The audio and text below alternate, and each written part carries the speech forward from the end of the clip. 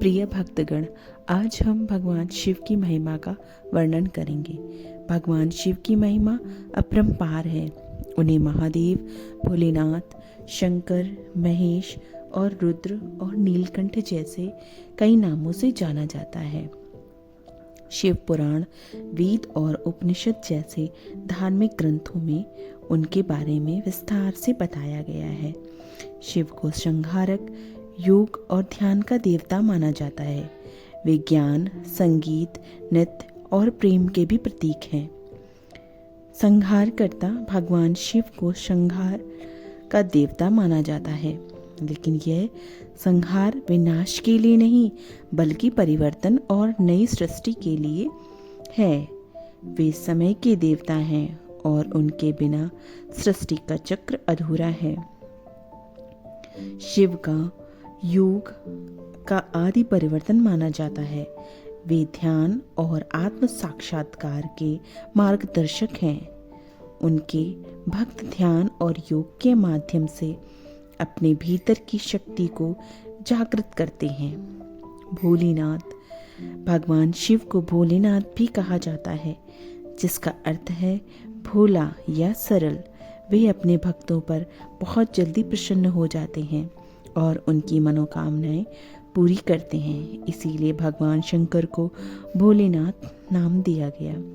और भगवान भोले शंकर नीलकंठधारी भी हैं, क्योंकि समुद्र मंथन के दौरान विष को भगवान शिव ने अपने कंठ में धारण किया था, इसलिए उन्हें नीलकंठ भी कहा जाता है। वह दर्शाता है कि वे दूसरे के कष्टों को सहने के लिए उन्हें दूर करने की क्षमता रखते हैं। भगवान शिव दूसरे के कष्टों को अतिशीघ्र दूर करते हैं और भगवान शिव का नाम महाकाल भी है। शिव को महाकाल के रूप में भी जाना जाता है, जो समय के स्वामी हैं। वे सृष्टि के रचयिता हैं, पालक हैं, संहार करता हैं। और उनका यह रूप भी सभी ग्रहों को एक साथ बांधे रखता है। भगवान शिव अर्धनारीश्वर भी हैं। भगवान शिव और माता पार्वती का अर्धनारीश्वर रूप, जो पुरुष और महिला शक्ति और ऊर्जा का मिलन का प्रतीक है, यह दर्शाता है कि शिव और शक्ति दोनों एक दूसरे के पूरक हैं। तो आइए भक्तों, अब जानते हैं भगवान शिव के गले में सर्प क्यों रहता है।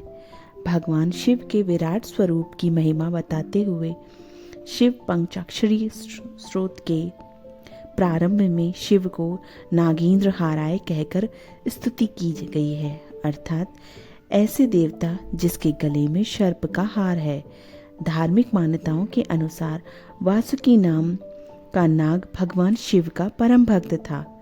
शिव पुराण के अनुसार नागों के राजा वासुकी के द्वारा ही समुद्र मंथन के दौरान रस्सी के रूप में मेरु पर्वत के चारों ओर लपेटकर मंथन किया गया था। कहा यह भी जाता है कि जब भगवान श्री कृष्ण को कंस की जेल में वासुदेव के द्वारा गोकुल में लाया गया था, तब मार्ग में बारिश और यमुना नदी के उफान की कठिनाई से वासुकी नाग ने ही श्री कृष्ण की रक्षा की थी। वासुकी ने ही कुंती पुत्र भीम को 10,000 हाथियों के बल की प्राप्ति दी थी का वरदान दिया था।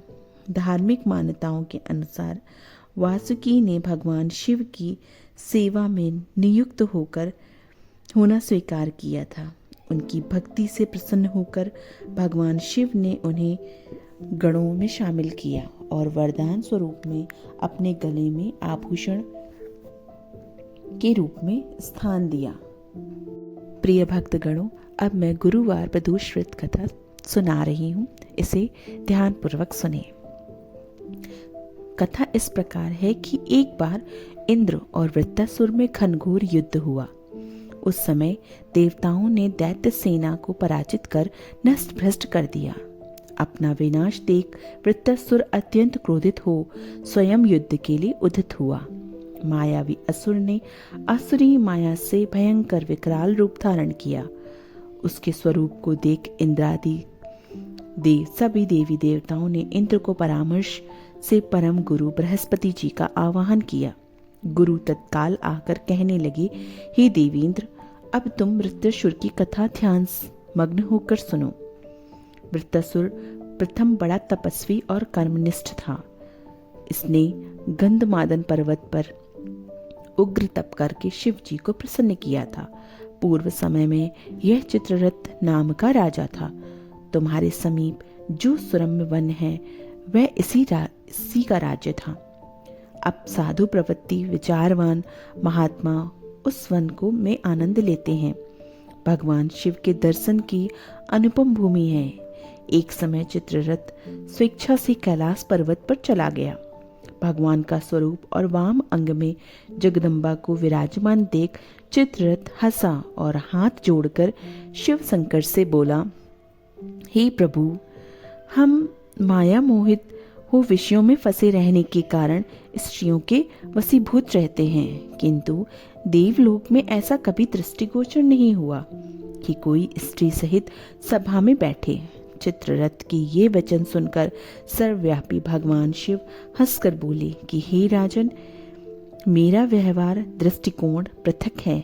मैंने मृत्युदाता कालकूट महाविष का पान किया है, फिर भी तुम साधारण जनों की भांति मेरी हंसी उड़ाते हो।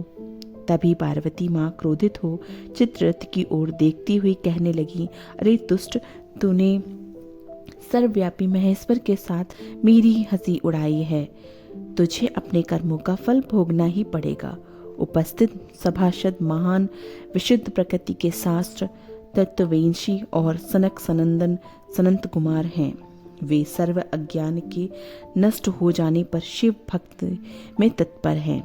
अरे मूर्खराज, तू अति चतुर है, अतएव मैं तुझे वह शिक्षा दूंगी कि फिर तुझे ऐसा संतों का मजाक का दुस्साहस नहीं कर पाएगा। अब तू दैत्य स्वरूप धारण कर विमान से नीचे गिर। तुझे मैं श्राप देती हूँ कि तू अभी पृथ्वी पर चला जा और राक्षस योनि में जन्म ले। जब जगदम्बा भवानी ने चित्ररथ को यह श्राप दिया तो वह तक्षण ही विमान से गिरकर राक्षस योनि को प्राप्त हो गया और प्रख्यात महासुर नाम से प्रसिद्ध हुआ। तवस्था नामक ऋषि ने उसे श्रेष्ठ तप से उत्पन्न किया और अब वही वृत्रासुर शिव भक्ति में ब्रह्मचर्य से रहा। इस कारण तुम उसे जीत नहीं सकते। अतएव मेरी परामर्श से यह प्रदोष व्रत करो, जिससे महाबलशाली दैत्य पर विजय प्राप्त हो सकती है। गुरुदेव के वचनों को सुनकर सभी देवता प्रसन्न हुए और गुरु त्रयोदशी व्रत का पूजन किया, जिससे भगवान शंकर प्रसन्न होकर वृत्रासुर का अंत किया।